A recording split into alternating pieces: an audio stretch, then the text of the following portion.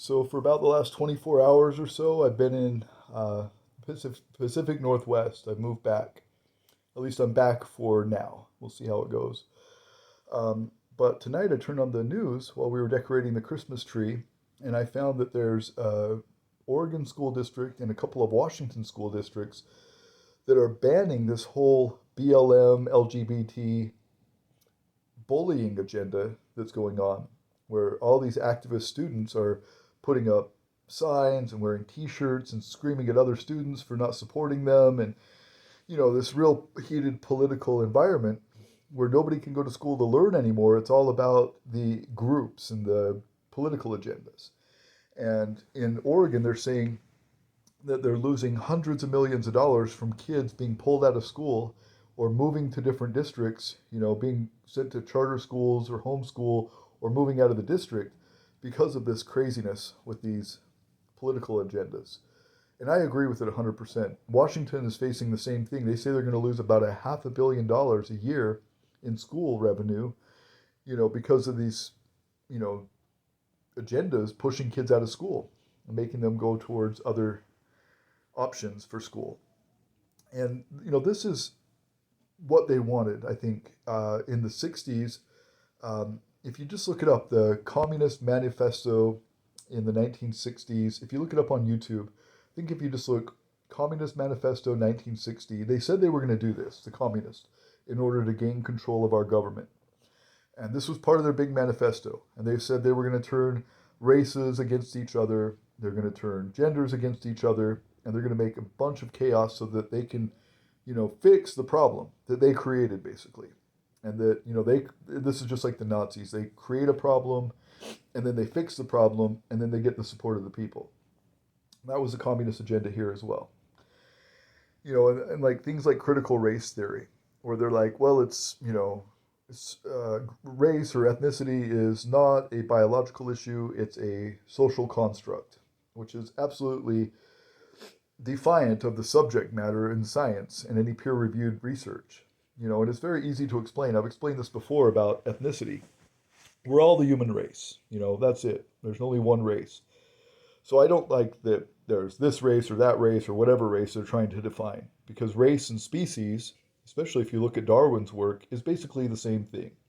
Race and species, if you look at Origins of Species and you look at the definition of what race means, it's species, right? So no matter what our skin color is, we're all the same race if we're human. Human is the race. But some humans went to northern hemispheres or far southern hemispheres where it's very cold, right, in the winter. And then in the summer, it warms up. So they have 4 or 5 months in the summer, spring, summer months to prepare for the impending winter when the ground is frozen and it's too cold to go outside, and they need firewood and they need food and they need provisions. And so they work very hard in the summer and they invent things in order to brave the winters and sustain themselves, as opposed to people like in islands or around the equator where they don't have to prepare for winter. They have a 365-day growing season in the year. They have, longer summers and longer days and longer, growing seasons. So they don't have to sit in and strive as hard in the summer to prepare for the winter. And this just prepares people differently, right? And so this critical race theory is garbage, and they're getting rid of that in schools too, here in Oregon and other places too. In Florida, I just saw they're getting rid of it. Thank God for that. I've always been very open to my kids. I'm a faith-based person. I like the message of Jesus Christ and the Bible. But my kids have been to church less times than I can count on my hand. Not hands, but on my hand. They've been to some Christian churches. They've been to some Hindu churches, Buddhist churches. They've been all over the world to different cultures. I just wanted them to have exposure to everything so they could make up their own minds. I've never pushed religion on them or anything. And when they come up with these new fads that, the society is pushing, I will have critical discussion with them. I don't force my point of view on them. I'm happy that they have their own. But, if they're telling me some nonsense like critical race theory, let's say, they haven't brought that up to me, but if they were to bring that up to me, I would propose some thought-provoking, facts, and I would give the details via peer-reviewed research if I could. I wouldn't shame them for believing differently than me, but with this new culture, it's all about canceling other people. It's all about getting people fired from their job if you don't agree, or if you have a different theory. And I reject that. I think that's awful. I wouldn't ever suspect that force is a logical way to prove a point. I think that's wrong. I think that's hostile. I think that's weak. I think that's primitive. I think thought is a very, exclusive thing that humans have over other species. Like our ability to rationalize and think and prove and discover things, it exceeds other species. So we should take great strides in that to discover every option, every fact, and every critical issue. And like with this gender thing, gender is a construct or whatever. It's the same thing as critical race theory, where, race is a societal construct, gender is a societal construct. If you look in the research, though, of peer-reviewed research, like as far as gender is concerned, they've done these studies over and over, peer-reviewed studies, very, very exclusive scientific bound studies about gender, right? And they took kids who had never been influenced with gender. They come from non-gender defined families, and they're young, and they do tests on them for years, over like a span of a decade. And they, put toys out in the room for kids to play with, and the kids pick what they want to pick. Nobody guides them. And 9.5 times out of 10, boys pick things like war machines or army guys or blocks, Legos, things for architecture and whatnot.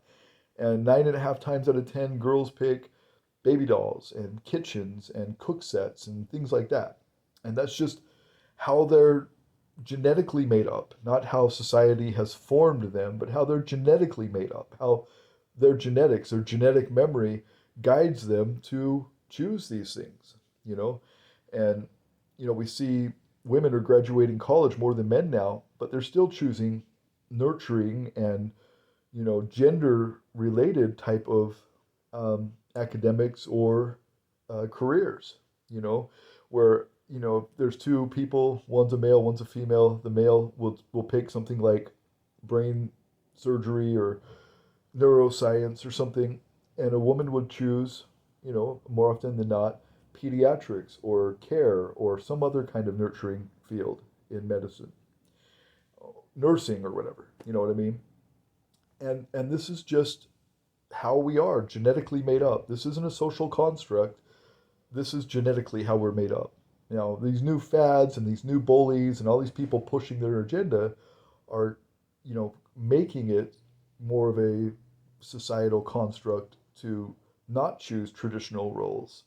I think in some small ways they're pushing that, in a different direction.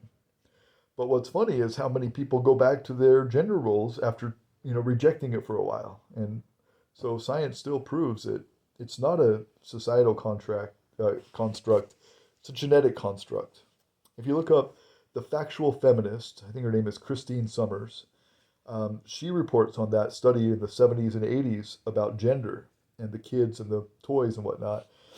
This is crap. I'm so done with this. This, bullying by BLM and LGBT and all the rest of them. They are bullies. A lot of them are. And it's bullcrap the way they try to gaslight the rest of society into thinking they're the bullies because they don't accept their, political agendas or whatever. I think everybody is entitled to their opinion. I love that my kids have their own opinion. I love that people will be intellectual enough to talk about their opinion without hating each other. I think that's a quality that humans have that we should embrace, being able to disagree and still be friends. But these hate groups are coming up and they're making it really hard to do that. So that's why I reject a lot of this. Anyway, weird how it's going down here in the Pacific Northwest. I never thought that we would see bans on, liberal groups, like these hostile liberal groups. I never thought I'd see a school board ban them in a very liberal state like Oregon, but it's happening. Newberg, Oregon school district. It's wild. It's happening every day here. All kinds of changes.